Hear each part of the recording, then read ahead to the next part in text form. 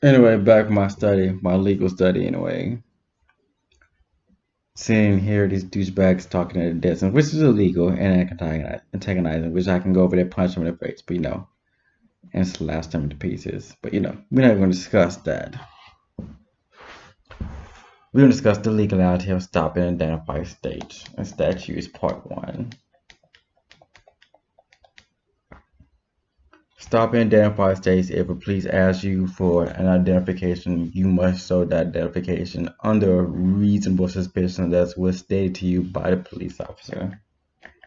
Meaning that if they have a reasonable suspicion, they must tell you and you must show.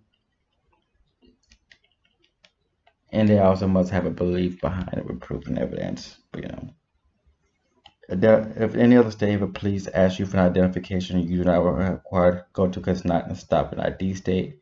But if they still have a reasonable suspicion to believe that you committed, you do not have to require show ID unless they detain you.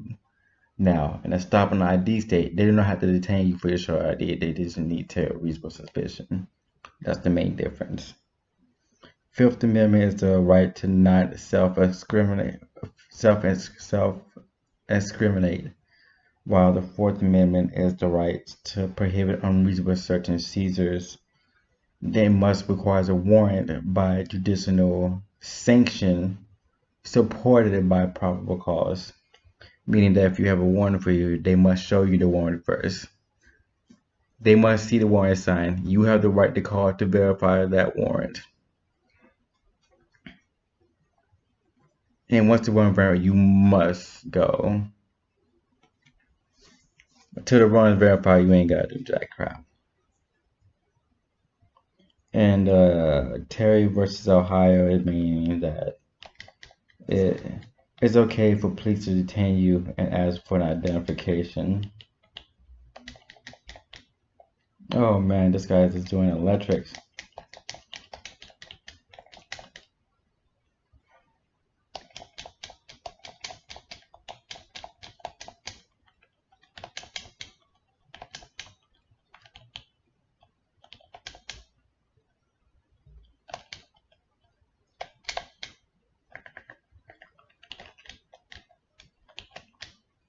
Anyway, Terry versus Ohio 392 U.S. 1 1968 states that it's constitutionally permissible for the police to have a reasonable suspicion to pat you down. That's only after they detain you, after they prove the reasonable suspicion and they believe you have a weapon and they are to search for a weapon. Get it? The U.S. Supreme Court of Hillbilly versus Sixth Judicial Court of Nevada 542 U.S. 177 2004. It does not prohibit or interfere with Fourth Amendment or Fifth Amendment. Yes, even today, laws are still being changed.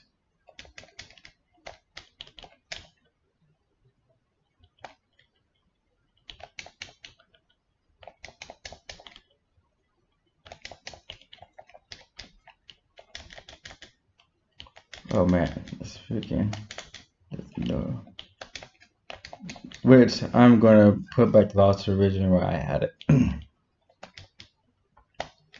Because yes, you can still catch a police officer in their illegal activity doing so. The question is, how many people are behind them, aided them? If the judge is also aided them, you are totally 100% screwed. Which I'm gonna put back to the original. I put it down before they perverted it.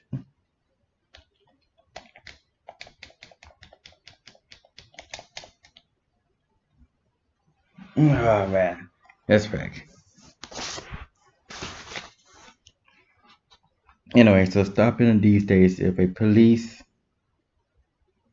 must have reasonable suspicions to get an identification out of you. You do not need to show an ID. You have to tell them your social security and all that stuff.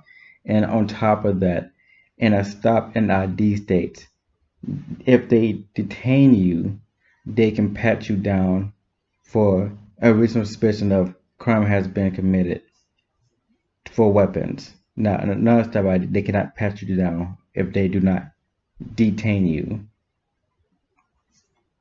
or arrest. It was one of those. So, in other words, I need to tell you that bullcrap. Anyway, I'm done with my last day of studies. Tomorrow,